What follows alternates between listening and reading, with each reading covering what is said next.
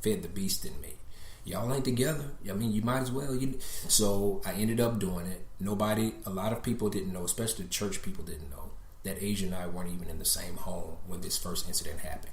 It should have happened, but it happened.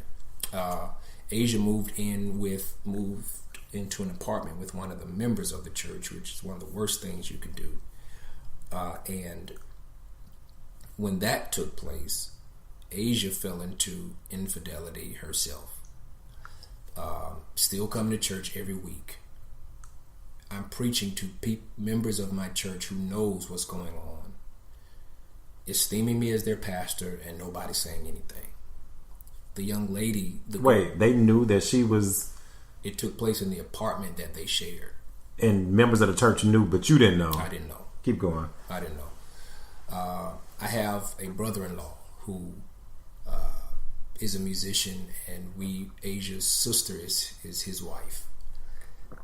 And on tour in Italy, my brother-in-law finds out about the infidelity between Asia and this other musician.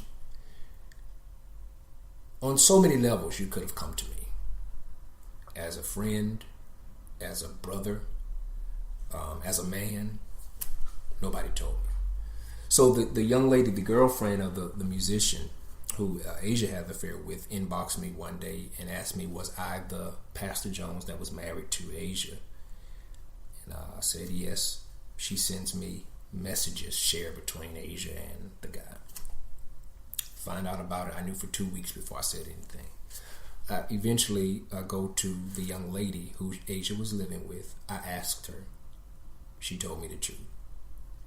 I called my brother-in-law. I asked him. He told me the truth. I called the actual guy. I went to the horse's mouth. He told me the truth. And so the last person I have to go to now is Asia, because I've gotten details that make sense, that pieces of the puzzles from all three of them. So now everything makes sense. I go to Asia. Asia for 2 weeks lied and said that it wasn't true.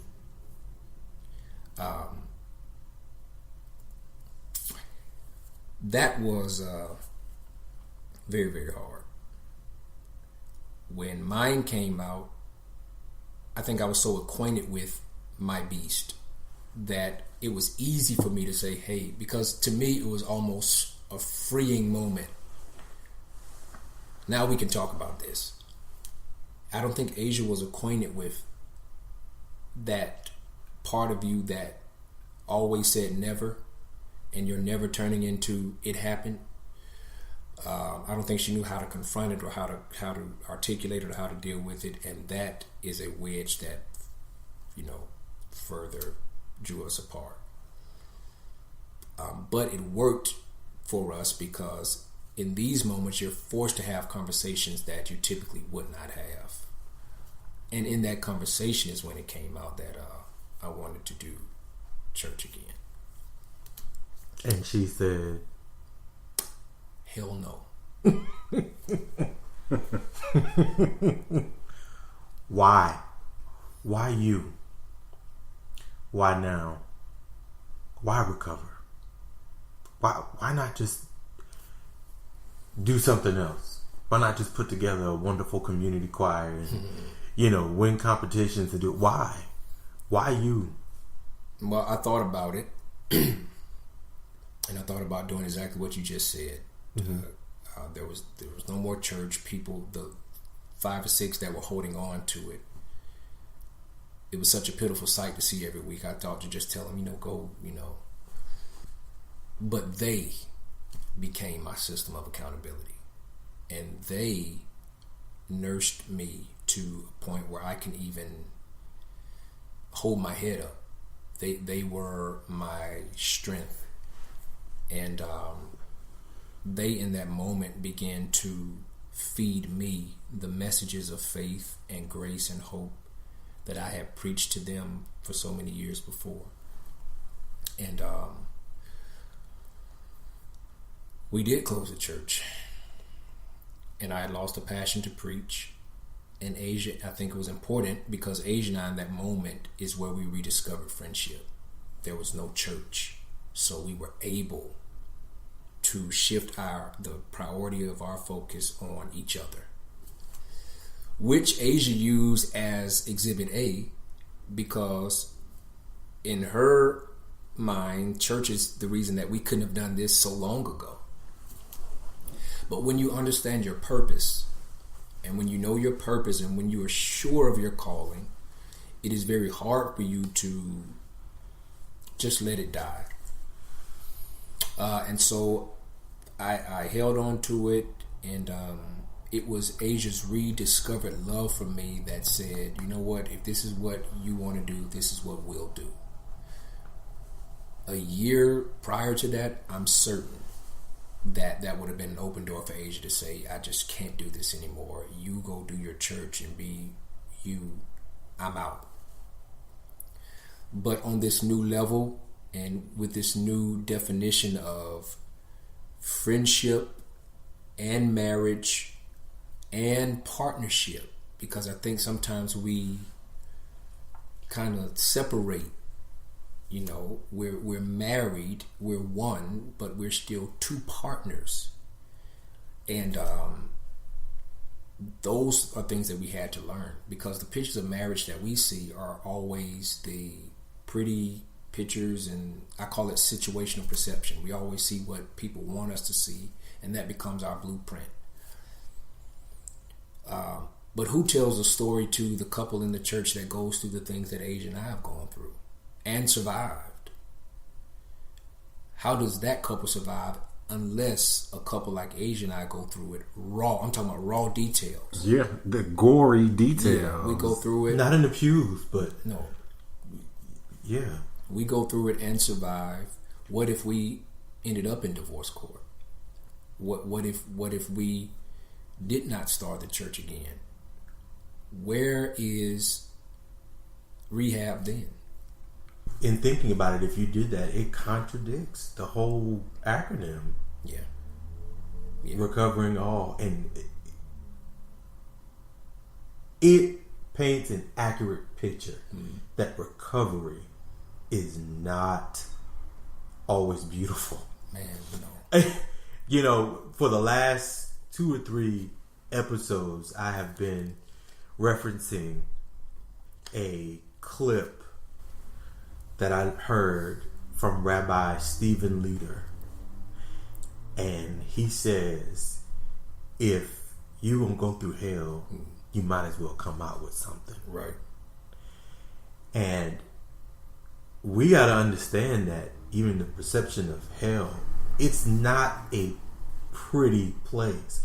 It's not a pretty in the middle of situation. No. It's real uncomfortability.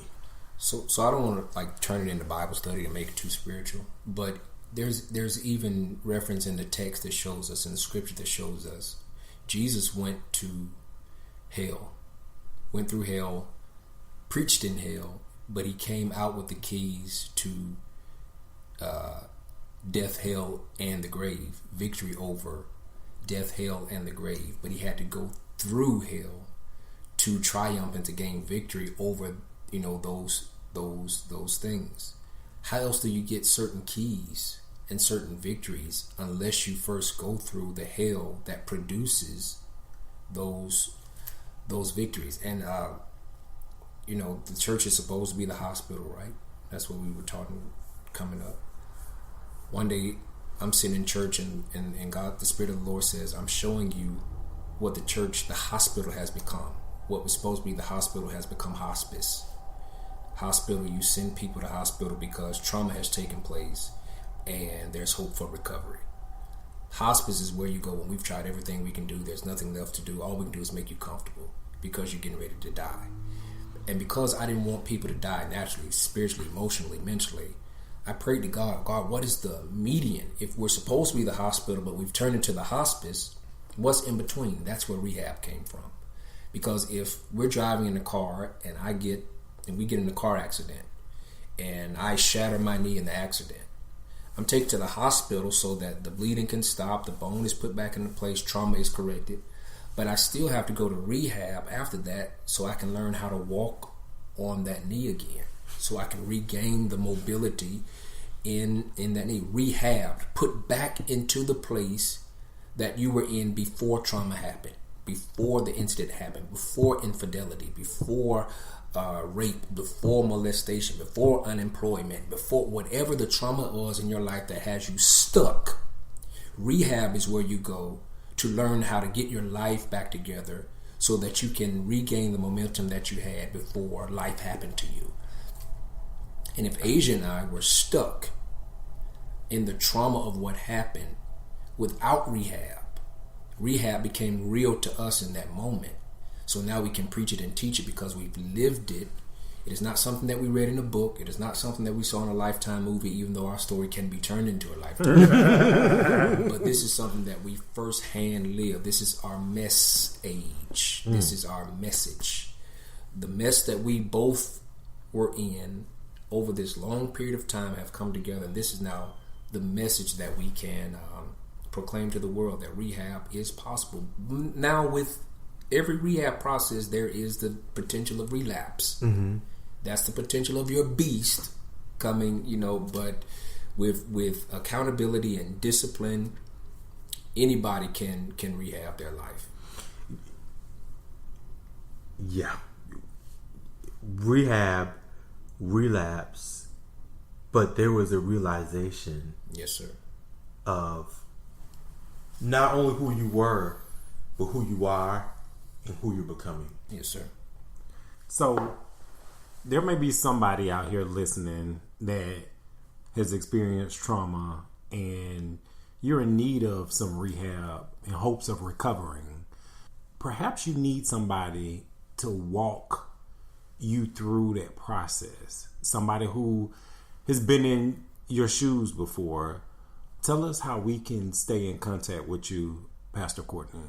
So on all social media networks, we're at the Rehab Church ATL, Facebook, Instagram, Twitter, the Rehab Church ATL. We have service every second and fourth Sunday evenings at 7 p.m. in the city of Atlanta.